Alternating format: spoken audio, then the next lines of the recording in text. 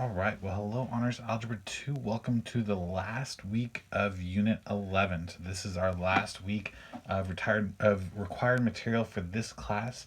Next week, we're going to have a 12th unit, which is going to focus us on some of the extra properties of trigonometry that we didn't get to in Units 9 and 10.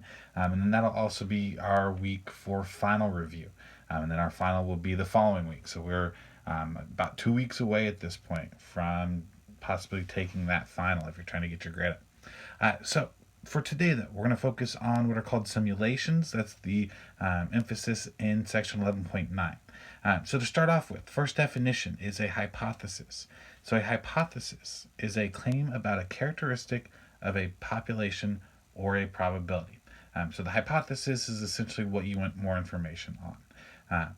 Similar to a hypothesis that you would have in a science class, although we focus more on the mathematics of the hypothesis rather than the science of the hypothesis. Okay, second definition, randomness. So randomness is a process in which it is not possible to predict future outcomes. We're familiar with quite a few different random and chance processes. For instance, a coin flip is probably the most basic. There is no way that you can predict on a fair coin whether it's going to land with heads facing up or tails facing up. Rolling a dice would be another one. Unless it's a loaded dice, so assuming it's a fair dice, there's no possible way for you to predict whether you're going to roll a 1, 2, 3, 4, 5, or 6. So randomness is that there's no way to predict the outcome before it happens. Okay, so the purpose of a simulation, which is what we're going to be working on today, is going to be to estimate probability. So we use simulations anytime we want to estimate a probability, and we don't necessarily have the way to simulate or to actually go about calculating the values by observing the actual process itself. For example, later on we're going to do an example looking at the kicker for the Kansas City Chiefs, Harrison Butker.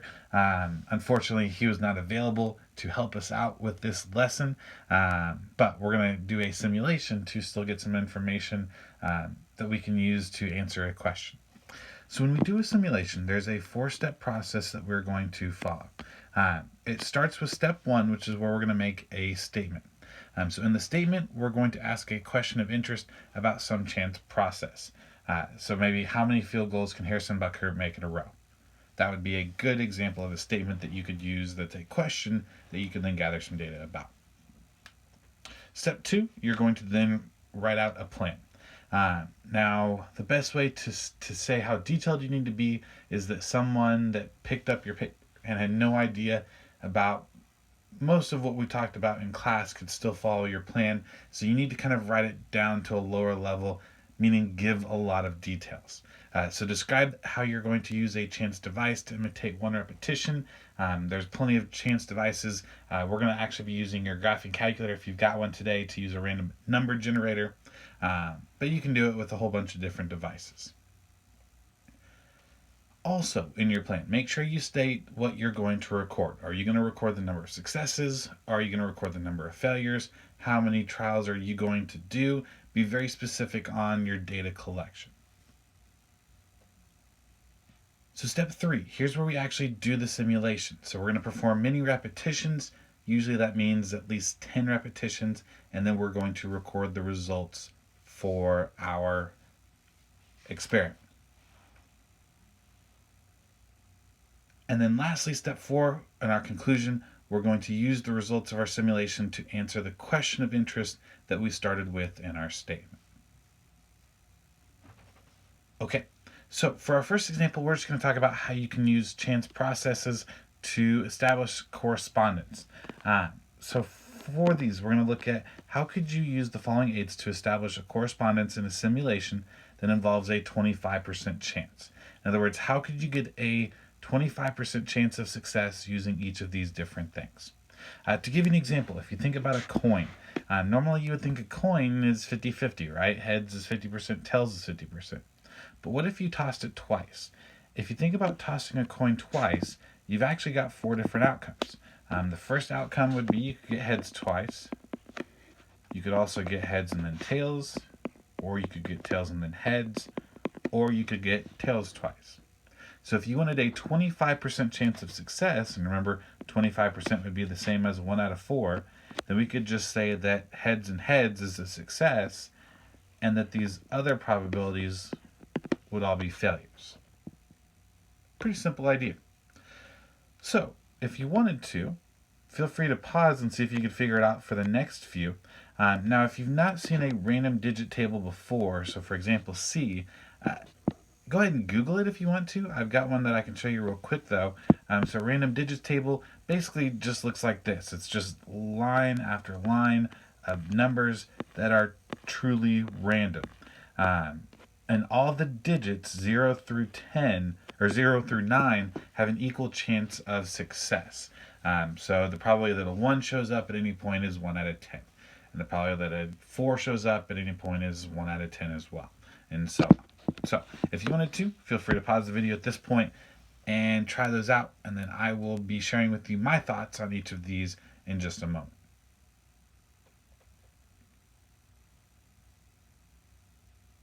Okay, so for a six-sided dice, one that comes up oftentimes in class, as students try to do it kind of similar to what we did for example A. They think about odd and even, and then they set it up in pretty much the same way. Odd would be a success, and then anything else, odd, even odd, or even, rolling the dice twice would be considered failures. Here's kind of what I was thinking. Let's let the number 1 be our success. Let's let the numbers 2 through 4 be a fail. And then you're probably wondering, well, what about 5 and 6? We have to do something with those. So let's do this. Let's just, on 5 and 6, let's just re-roll the dice. That way we still have a 1 in 4 chance of success and a 3 out of 4 chance of failure. So either way, that works. I think most people would probably say odd even is just as easy to do. The only difference is with this way I just showed, you only have to roll the dice once, unless you get a 5 or 6, and then you kind of have to re-roll. Okay, so with the random digit table, here's kind of what I would do if you want to get that 25% chance of success. I would probably do something kind of similar to what we did on the previous one. Let's let the digit 1 be a success. Let's let the digits 2 through 4 be a failure. And for the digits 5 through 9, we'll just skip those and go on to the next number.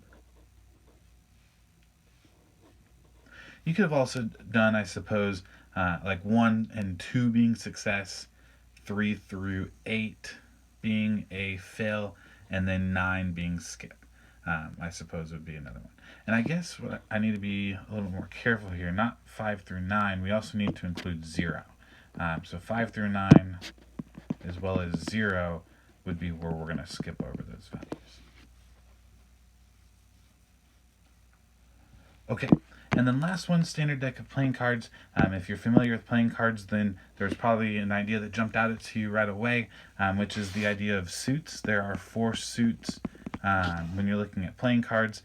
You've obviously got hearts, you've got the diamonds, you've got clubs, which look like the 3-leaf clovers, and then you've got spades, which are the shovel kind of looking shapes.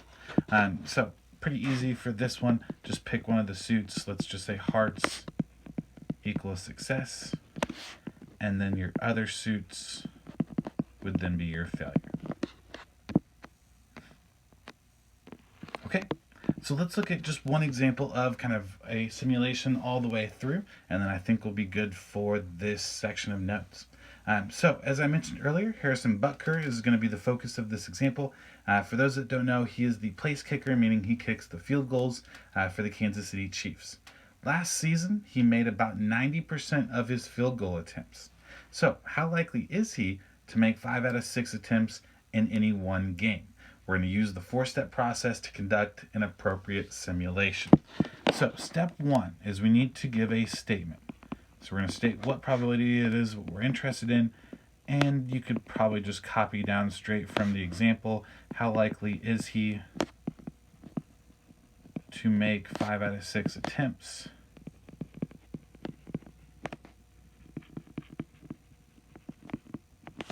in any game? All right. So there's our statement. Next, we're going to plan out how it is we're going to simulate this. And I'm going to choose to do that with the graphing calculator. So in just a moment, I'll share with you the calculator commands you'll need.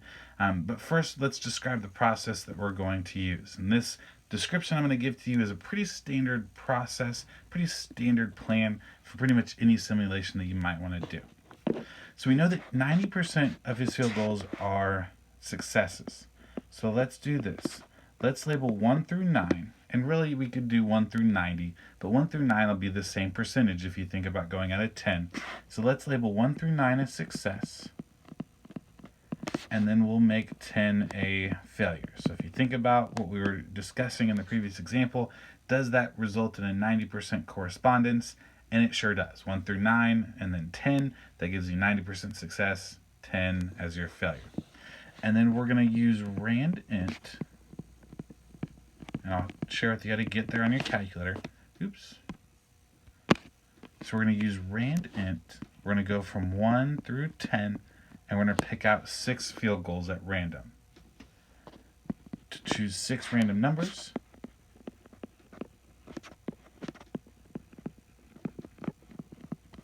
and then let's record the number of successes. So we're going to record the number of field goals that he makes out of those 6. So anything 1 through 9 would be a success. We'll count up how many of those were between 1 and 9, and then anything that was a 10 would be a failure. Okay, and then let's do this. Let's see how many times we're going to do it for. So let's just go with the standard, and we'll repeat this for 10 trials. Okay, we're now ready for our do step. So what I'm going to go ahead and do, let's make a table real quick here. Trial number and number of successes. We'll draw that out here. So for trials, we're going to go from 0, or let's go from 1 to 10. So 1, 2, and so on.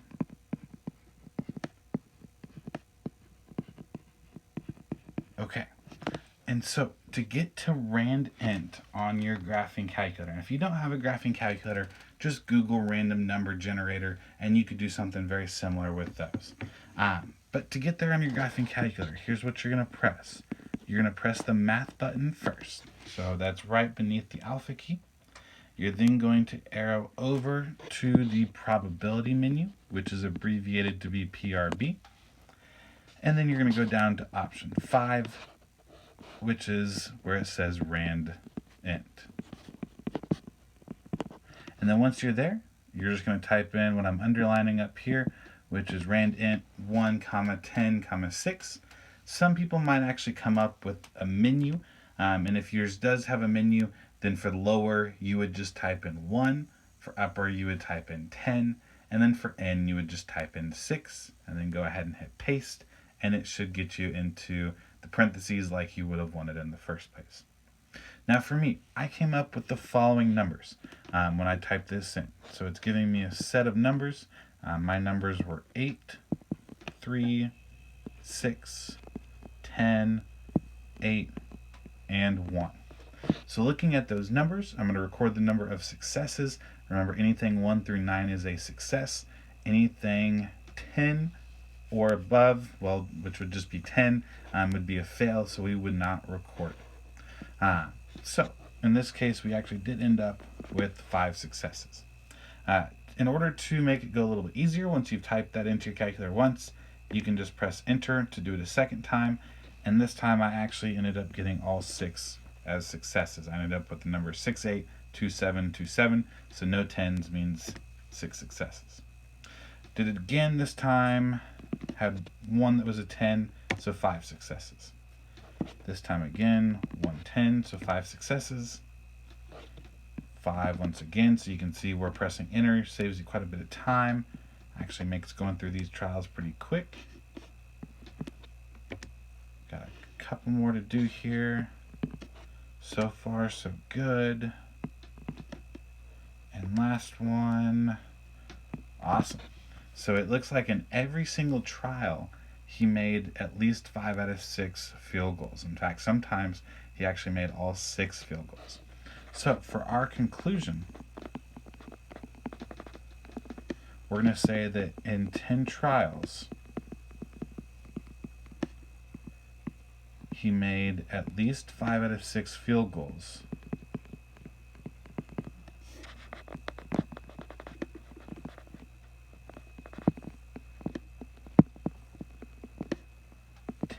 Out of 10 times. In other words, the estimated probability